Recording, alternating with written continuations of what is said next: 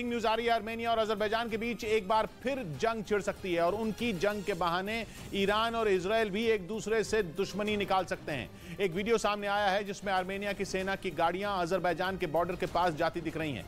कुछ वक्त पहले ही अजरबैजान की सेना की सैकड़ों गाड़ियों को भी आर्मेनिया के बॉर्डर की तरफ जाते हुए देखा गया था। माना जा रहा है कि अजरबैजान से निपटने के लिए ही आर्मेनिया ने अपनी सीमा की किलेबंदी शुरू कर दी है। ऊपर से जब से यह महीना शुरू हुआ है, दोनों तरफ से सीज फायर तोड़ने की घटनाएं भी बढ़ गई हैं। यानी आर्मेनिया और अजरबैजान के बीच तनाव बहुत ज्यादा बढ़ गया है। रक्षा विशेषज्ञ तक डरे हुए हैं। जरा सी चिंगारी एक बार फिर दोनों के बीच युद्ध की आग भड़का सकती है और पूरी दुनिया आर्मेनिया और अजरबैजान के बीच वैसी ही लड़ाई देख सकती है जैसी 2020 में देखी थी। 6 हफ्ते तक चली उस जंग में 6,500 से ज्यादा लोग मारे गए थे। फिर रूस ने शांति समझौता करवाकर जैसे तैसे उस युद्ध को रुकवा दिया था। लेकिन आर्मेनिया और अजरबैजान के मन में एक दूसरे के लिए नफरत इतनी है कि जमीन पर शांति कभी आई ही नहीं। पिछले साल सितंबर में दोनों फिर भिड़ गए और फिर करीब 300 लोग मारे गए। फिर शांति समझौता हुआ, लेकिन बात वही हो गई, ढाक के 3 पात। इसी वजह से पूरी दुनिया के रोंगटे खड़े हैं। डर यह है कि अब की बार अगर आर्मेनिया और अजरबैजान आमने सामने आए तो दुश्मनी की आग में शायद न कोई हद देखेंगे और न किसी का लिहाज करेंगे। और हो सकता है कि दुनिया के नक्शे से उनका वजूद ही मिट जाए, क्योंकि एक बार को आर्मेनिया और अजरबैजान तो फिर भी अपने कदम पीछे खींच लेंगे, लेकिन उनके पीछे ईरान और इजराइल जैसे दो ऐसे कट्टर दुश्मन खड़े हैं जो एक दूसरे का खून पीने के लिए बेताब हैं। और आर्मेनिया और अजरबैजान की लड़ाई में कूदकर ईरान और इजराइल एक दूसरे से हिसाब बराबर कर सकते हैं। इस जंग में आर्मेनिया और अजरबैजान दोनों का पड़ोसी ईरान आर्मेनिया की सीमा की रक्षा की कसम खाए बैठा है। वहीं कई किलोमीटर दूर बैठा ईरान का दुश्मन इजराइल अजरबैजान के साथ है। यहाँ तक कि तुर्की भी अजरबैजान का दोस्त है। इजराइल और तुर्की दोनों ही देश अजरबैजान को हथियार देते हैं और इजराइल के हथियारों का दम तो पूरी दुनिया मानती है। वहीं तुर्की भी एक से बढ़कर एक हथियार बनाने में लगा है। लेकिन आर्मेनिया के साथ खड़ा ईरान भी कुछ कम नहीं है। आरोप लगता है कि वो परमाणु बम बनाने की तैयारी में जुटा है और इजराइल के पास पहले ही परमाणु हथियार है। ऐसे में आर्मेनिया और अजरबैजान की जंग कोई मामूली जंग नहीं बल्कि न्यूक्लियर वॉर हो सकती है। बताया गया कि अजरबैजान ने तो अपनी सेना के ट्रकों, टैंकों, तोपों और बख्तरबंद गाड़ियों को आर्मेनिया के बॉर्डर पर तैनात भी कर दिया है।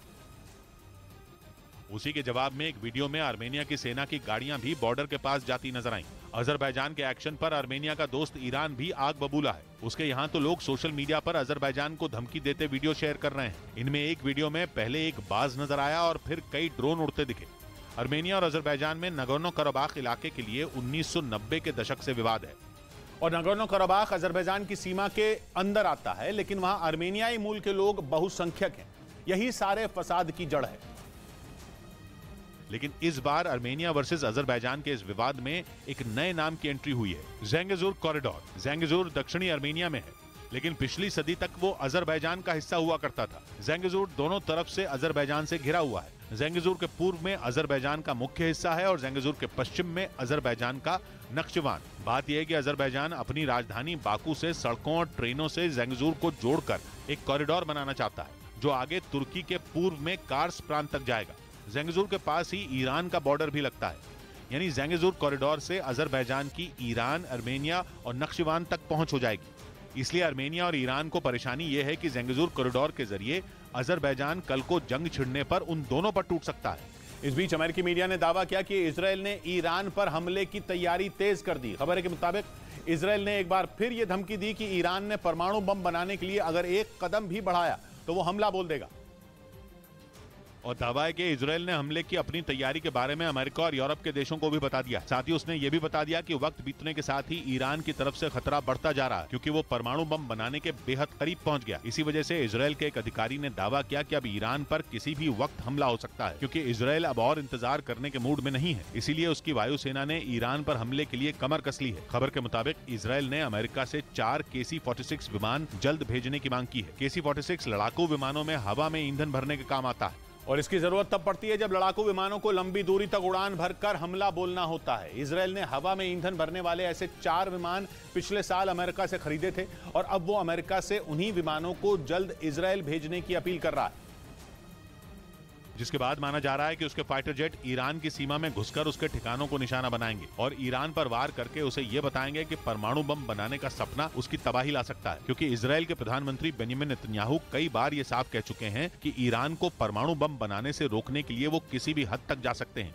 लेकिन कई बार इस तरह की खबरें आई कि ईरान परमाणु हथियार बनाने के लिए यूरेनियम को शुद्ध करने में जुटा हुआ है।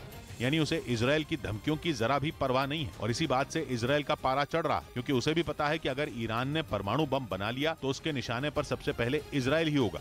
और इसी वजह से इजरायल पहले ही हमला बोलकर ईरान के बढ़ते खतरे को जड़ से मिटाना चाहता है, क्योंकि हाल ही में यूएन की संस्था IAEA यानी इंटरनेशनल एटॉमिक एनर्जी एजेंसी की आई एक रिपोर्ट ने उसकी चिंता को बढ़ा दिया, जिसमें यह दावा किया गया था कि ईरान एटम बम बनाने के लिए यूरेनियम को 83% से ज्यादा विकसित कर चुका है, जबकि परमाणु बम बनाने के लिए 90% तक शुद्धता वाले यूरेनियम की जरूरत होती है। मतलब ईरान परमाणु हथियार बनाने के बहुत करीब पहुंच चुका है, जिसकी तैयारी उसने 2018 में उसी वक्त शुरू कर दी थी जब डोनाल्ड ट्रंप ने न्यूक्लियर डील तोड़ दी थी। दावा है कि डील टूटने के बाद ईरान तेजी से अपने परमाणु कार्यक्रम को बढ़ाने में जुट गया।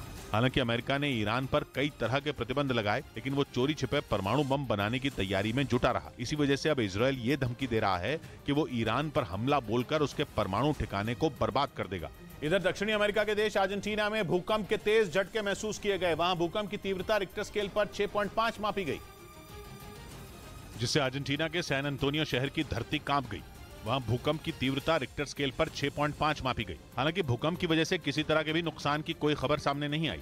उधर रूस ने दावा किया कि उसने क्राइमिया के सेवेस्तोपोल नेवल बेस पर हुए यूक्रेन के एक बड़े हमले को नाकाम कर दिया। रूस के कब्जे वाले क्राइमिया के गवर्नर के मुताबिक यूक्रेन ने एक रोज पहले सेवेस्तोपोल पर समंदर और आसमान दोनों तरफ से हमला बोला, लेकिन सेवेस्तोपोल नेवल बेस को नुकसान पहुंचाने की उसकी कोशिश सफल नहीं हुई, क्योंकि रूस की नौसेना पूरी तरह मुस्तैद थी और जैसे ही उसके जवानों को आसमान में यूक्रेन के ड्रोन दिखाई दिए, उन्होंने भारी गोलाबारी शुरू कर दी। यूक्रेन के ड्रोन पर अटैक का एक वीडियो भी सामने आया, जिसमें दावा किया गया कि ड्रोन को मार गिराने के लिए सेवेस्तोपोल नेवल बेस की तरफ से भारी फायरिंग की गई। क्राइमिया के गवर्नर ने दावा किया कि यूक्रेन के हमले का जवाब देने के लिए एयर डिफेंस सिस्टम से भी वार किया गया और उससे निकली मिसाइलों ने आसमान में उड़ रहे ड्रोन को मार गिराया। इस बार यूक्रेन ने समंदर के रास्ते भी ऐसी नावें भेजी जो बारूद से भरी हुई थी, और इन नावों को भी ड्रोन की तरह ही दूर से ऑपरेट किया जा रहा था। यानी बारूद से भरी ये नावें पानी में चलने वाले ड्रोन ही थे, जिनकी मदद से सेवेस्तोपोल नेवल बेस पर खड़े जंगी जहाजों और पनडुब्बियों को बर्बाद करने का प्लान था। लेकिन रूस ने आसमानी ड्रोन की तरह बारूद से भरी नावों को भी हमला करके तबाह कर दिया। रूस के मुताबिक यूक्रेन ने सेवेस्तोपोल नेवल बेस को नेस्तनाबूद करने के लिए अब तक का सबसे बड़ा हमला बोला। दावा है कि इस बार यूक्रेन ने आसमान में उड़ने वाले 9 ड्रोन और पानी पर चलने वाले नाव जैसे 7 ड्रोन भेजे, जिन्हें क्राइमिया के दक्षिण पश्चिम में काला सागर के किनारे मौजूद सेवेस्तोपोल को निशाना बनाना था। सेवेस्तोपोल क्राइमिया का सबसे बड़ा शहर है और यहाँ मौजूद नेवल बेस की दूरी यूक्रेन से ज्यादा नहीं है, और इसी नेवल बेस पर पुतिन की नौसेना की ब्लैक सी फ्लीट यानी काला सागर में ऑपरेशन का जिम्मा संभालने वाले उसके जंगी जहाजों का बेड़ा तैनात रहता है। और ये वो बेड़ा है जो यूक्रेन पर हमले की शुरुआत से ही पुतिन के एक्शन प्लान में सबसे अहम रहा है, क्योंकि इसी बेड़े की मदद से रूस ने पिछले साल यूक्रेन पर हमला बोलते ही काला सागर की किलेबंदी कर दी थी, और वहां मौजूद उसके जंगी जहाजों ने यूक्रेन के शहरों को दहलाना शुरू कर दिया था। सेवेस्तोपोल पर तैनात कई पनडुब्बियों पर रूस ने बेहद ताकतवर कलिब्र मिसाइलें तैनात कर रखी हैं। वही कलिब्र मिसाइलें जिन्होंने जंग शुरू होते ही यूक्रेन पर कहर ढा दिया था। काला सागर में तैनात रूस की पनडुब्बियों से दागी गई कलिब्र मिसाइलों ने यूक्रेन के कई शहरों में जमकर तबाही मचाई थी। इसी वजह से सेवेस्तोपोल नेवल बेस यूक्रेन की आंखों में चुभता है। वो किसी भी तरह रूस के इस नेवल बेस को तबाह करना चाहता है, जिससे पुतिन को बहुत बड़ा झटका लगे। हालांकि ये यूक्रेन के लिए इतना आसान भी नहीं है, क्योंकि पुतिन सेवेस्तोपोल नेवल बेस की सुरक्षा इतनी सख्त रखते हैं कि वहां परिंदा भी पर नहीं मार सकता। खबर के मुताबिक पुतिन खुद 4 दिनों पहले अचानक सेवेस्तोपोल पहुंचे थे और वहां उन्होंने नेवल बेस की सुरक्षा का जायजा लिया था, क्योंकि इतनी सख्ती के बाद भी पिछले साल अक्टूबर में सेवेस्तोपोल नेवल बेस को ड्रोन हमले से दहला दिया गया था। तब दावा किया गया था कि उस हमले में नेवल बेस को काफी नुकसान हुआ था और पुतिन नहीं चाहते कि दोबारा ऐसा हो। इसीलिए सेवेस्तोपोल नेवल बेस पर एयर डिफेंस सिस्टम किसी भी हमले का जवाब देने के लिए हमेशा तैयार रहते हैं, क्योंकि पुतिन को मालूम है कि काला सागर के पास मौजूद नेवल बेस यूक्रेन के निशाने पर है। और उनका ये डर सही भी साबित हुआ। रूस ने दावा किया कि पुतिन के सेवेस्तोपोल से जाने के 4 दिन बाद ही यूक्रेन के ड्रोन ने धावा बोल दिया। हालांकि रूस के मुताबिक इस बार उसका हमला नाकाम कर दिया गया।